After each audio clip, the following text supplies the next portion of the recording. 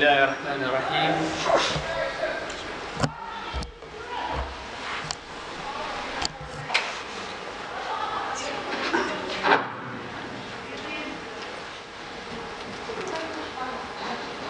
بسم الله الرحمن الرحيم، وصلى الله وسلم على سيدنا محمد وعلى اله وصحبه اجمعين. سبحانك لا علم لنا الا ما علمتنا انك انت العليم الحكيم. الحمد لله الذي هدانا لهذا وما كنا لنهتدي لولا ان هدانا الله.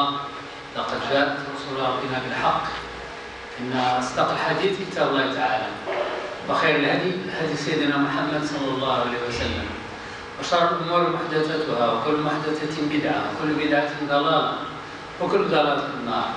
اشهد ان لا اله الا الله وحده لا شريك له، واشهد ان محمدا عبده ورسوله. اللهم صل على سيدنا محمد، صل عليه لما ذكرك الذاكرون وغفل عن ذكرك وذكر الغافلون، وبارك عليه وعلى اله واصحابه وازواجه امهات المؤمنين وذريته واهل بيته وعلى كل من تبعهم باحسان الى يوم الدين. اخوتي الكرام، السلام عليكم ورحمه الله وبركاته. On va commencer aujourd'hui la notion de l'innovation, le bid'a, l'hérésie. Et c'est quoi bid'a? C'est l'innovation. L'innovation consiste en le fait de rajouter à la religion des éléments qui n'existent pas au temps du prophète sallallahu alayhi wa sallam. Alors, le prophète sallallahu alayhi wa sallam a complété la religion. Allah subhanahu wa ta'ala a dit Al-yawma akmaltu lakum dinakum wa atmamtu alaykum ni'mati wa raditu lakum al-islam dinan. Alors la religion est complète et finie. Si on ajoute quelque chose, c'est une innovation, c'est une hérésie, c'est une bid'a, et chaque bid'a est dans l'enfer. Donc, beaucoup de musulmans croient à tort que toute nouvelle chose est forcément une innovation interdite et un égarement. Même s'il s'agit de choses utiles pour la communauté, il se base sur le hadith qui dit faites attention aux choses nouvelles. Iyakum al-bid'a. Faites attention, iyakum al-muhdathat umur. Faites attention aux choses nouvelles, car toute nouveauté est une innovation, et toute innovation est un égarement, et tout égarement mène à l'enfer. إياكم محدثات الأمور فإن كل محدثة بدعة وكل بدعة ضلالة وكل ضلالة في النار. Donc chaque nouveauté est interdite, il faut l'éviter. Mais il y a des nouveautés, des choses nouvelles qui ne sont pas des égarements. À propos de ce hadith, nous pouvons remarquer plusieurs choses. Les savants ont dit que cette parole ne fait pas référence à l'ensemble des choses nouvelles sans restriction.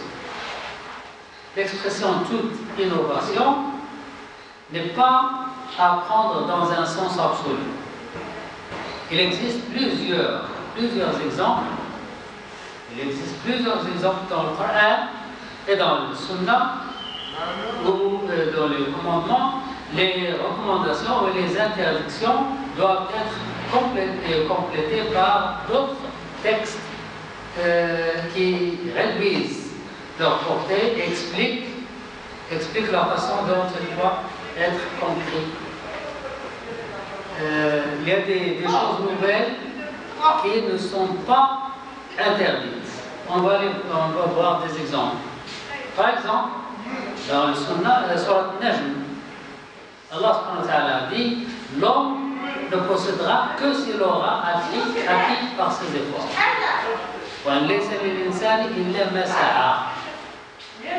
C'est tout. Pourtant, d'autres textes affirment que nous recevons des récompenses lorsque quelqu'un fait des invocations pour nous. On est mort Il y a des amis, des enfants, la famille qui font des invocations, on bénéficie de ces invocations. Plus que le travail qu'on a fait dans la vie. Aussi, lorsque les anges prient pour nous, on bénéficie de cette prière. Durant la prière de la mort bénéficie de la prière. Ça réduit les séiats, les péchés. Lorsqu'on a laissé une œuvre, comme une mosquée, une maison, un puits, un arbre, etc., c'est un hasana jariya, on bénéficie de ces choses.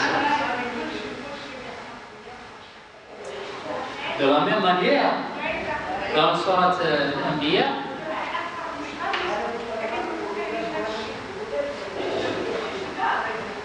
Surat Al-Anbiya, Allah subhanahu wa ta'ala dit, vous serez vraiment, vous, est-ce que vous adorez en dehors de Dieu le combustible de l'enfer?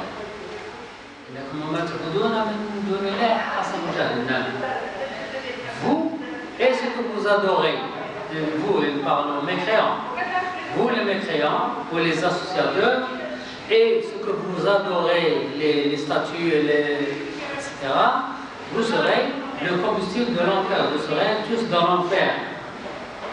L'expression « ce que vous adorez » ne peut pas être prise dans un sens général, sinon on devrait considérer que Isa ibn Maryam sera dans l'enfer, ce qui n'est pas vrai. Isa ibn Maryam est sa mère.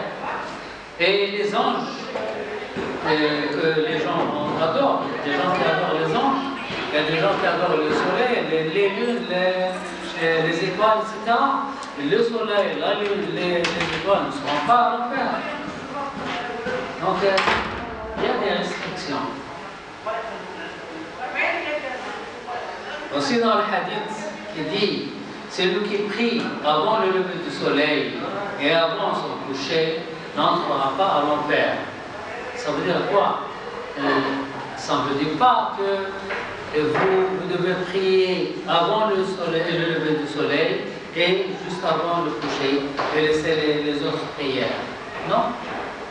Cela ne signifie pas que si on prie seulement la prière de Subh et la prière de l'Asr, nous sommes protégés de l'enfer, même si l'on néglige toutes les autres prières. En vérité, si nous voulons définir correctement ce qu'est une bid'a, il faut auparavant définir ce qu'est la sunna. Il faut savoir